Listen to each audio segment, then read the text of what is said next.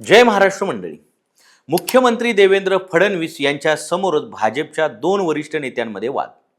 पहिल्या रांगेतील खुर्चीवरून निर्माण झालेला हा मोठा राजकीय वाद आहे. राज्यसभा खासदार मेधा कुलकर्णी यांनी आमदार अभिमन्यू पवार यांच्यावर जातीच्या आधारावर अपमान केल्याचा गंभीर आरोप केलाय. तर अभिमन्यू पवार यांनी सर्व आरोप फेटाळत गैरसमज झाल्याचं सांगितलंय. मग नेमकं घडलंय काय? हा वाद केवळ प्रोटोकॉलचा होता की त्याला जातीय रंग दिला जात आहे आणि या प्रकरणाचे राजकीय परिणाम काय होऊ शकतात? आजच्या व्हिडिओमध्ये आपण पाहणार आहोत या संपूर्ण वादामागचं विश्लेषण. नमस्कार मंडळी, मी पी के भांडवलकर आणि तुम्ही पाहत आहात सत्ता मंच. बातमी नव्हे तर बातमी मागचं विश्लेषण. मंडळी, आपण या सर्व प्रकरणाकडे मुद्देसूद पाहूया. नेमकं काय घडलं होतं? मुद्दा नंबर 1, सारथीच्या कार्यक्रमात नेमका काय प्रकार घडला? तर पुण्यातील सारथी संस्थेतर्फे UPSC आणि MPSC परीक्षेत यश मिळवलेल्या विद्यार्थ्यांचा आणि त्यांच्या पालकांचा गौरव सोहळा आयोजित करण्यात आला होता. या कार्यक्रमाला मुख्यमंत्री देवेंद्र फडणवीस, अनेक मंत्री, लोकप्रतिनिधी आणि विविध क्षेत्रातील मान्यवर उपस्थित होते. कार्यक्रम सुरू होण्यापूर्वी पहिल्या रांगेत बसण्याच्या जागेवरून अचानक गोंधळ निर्माण झाला. राज्यसभा खासदार मेधा कुलकर्णी आणि भाजप आमदार अभिमन्यू पवार यांच्यात शाब्दिक चकमक झाली. उपस्थितांच्या म्हणण्यानुसार काही मिनिटे दोघांमध्ये चर्चा सुरू होती. त्यानंतर मेधा कुलकर्णी नाराज होऊन कार्यक्रम अर्धवट सोडून निघून गेल्या. विद्यार्थ्यांच्या सन्मानासाठी आयोजित कार्यक्रमापेक्षा या वादाचीच अधिक चर्चा सुरू झाली. मुद्दा क्रमांक 2, मेधा कुलकर्णी यांनी नेमका आरोप काय केला? कार्यक्रमानंतर मेधा कुलकर्णी यांनी पत्रकार परिषद घेत आपली भूमिका स्पष्ट केली. त्यांनी सांगितलं की पहिल्या रांगेत काही खुर्च्या रिकाम्या होत्या कारण काही मंत्री अद्याप कार्यक्रमस्थळी पोहोचले नव्हते.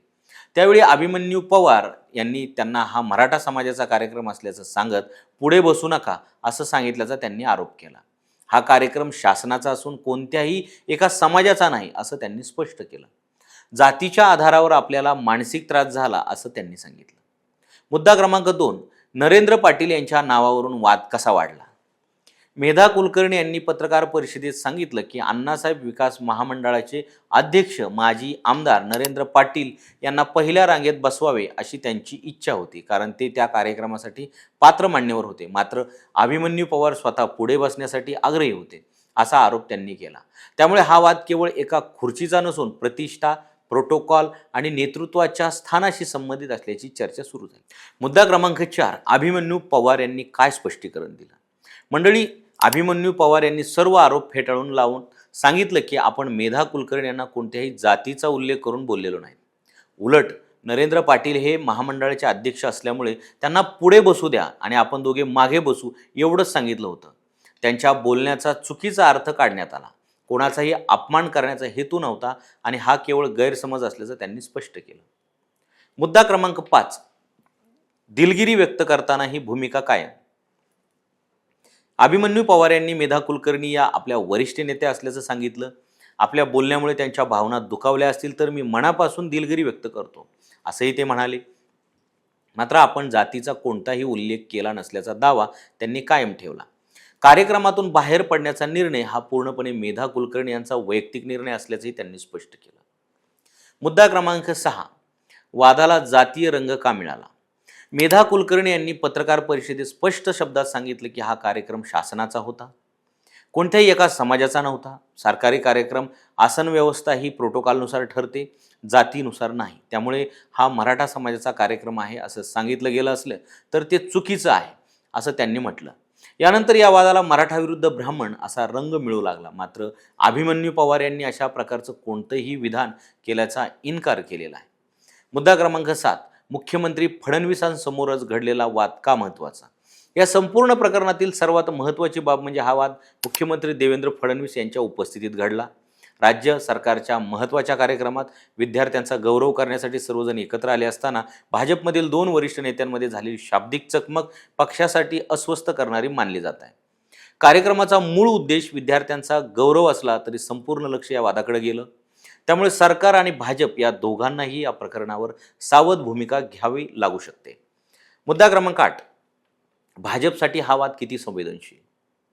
मंडळी, महाराष्ट्रात मराठा आरक्षणाचा प्रश्न आधीच संवेदनशील आहे. अशा परिस्थितीत पक्षातील दोन नेत्यांमध्ये जातीय संघर्ष जोडला जाऊ लागल्यास त्याचे राजकीय परिणाम होऊ शकतात. विरोधकही या मुद्द्यावर सरकार आणि भाजपवर टीका करण्याची शक्यता आहे. त्यामुळे पक्ष नेतृत्व या प्रकरणाकडे गांभीर्याने पाहण्याची शक्यता व्यक्त केली जात आहे. मुद्दा क्रमांक 9, पुढे काय होऊ शकतं. या घटनेनंतर दोन्ही नेत्यांनी आपापली भूमिका स्पष्ट केलेली आहे. मात्र या प्रकरणावर भाजपचे वरिष्ठ नेतृत्व काही भूमिका घेते का, दोघांमध्ये समेट घडवून आणला जातो का आणि या वादावर पुढे आणखी प्रतिक्रिया येतात का, याकडे आता राजकीय वर्तुळाचे लक्ष लागलेलं आहे. या संपूर्ण घडामोडीतून 3 गोष्टी स्पष्ट दिसतात. गोष्ट पहिली, सरकारी कार्यक्रमांमध्ये प्रोटोकॉल आणि आसन व्यवस्था यासारख्या छोट्या वाटणाऱ्या गोष्टीवरूनही मोठे राजकीय वाद निर्माण होऊ शकतात. गोष्ट दुसरी, जातीय संदर्भ असलेल्या आरोप प्रत्यारोपामुळे कोणत्याही राजकीय पक्षाची प्रतिमा प्रभावित होऊ शकते. आणि गोष्ट तिसरी, या प्रकरणात दोन्ही बाजूंनी वेगवेगळे दावे केलेले आहेत. त्यामुळे संपूर्ण घटनेबाबत सर्व तथ्य आणि अधिकृत भूमिका समोर येणं महत्त्वाचं ठरणार आहे. आता तुम्हीच सांगा, हा वाद केवळ गैरसमज होता की त्याला अनावश्यक जातीय रंग मिळाला? तुमचं मत आम्हाला कमेंटमध्ये नक्की लिहा आणि अशाच राजकीय अपडेटसाठी सत्तामंच या चॅनलला सबस्क्राईब करा आणि इंस्टाग्राम पेजला फॉलो करा.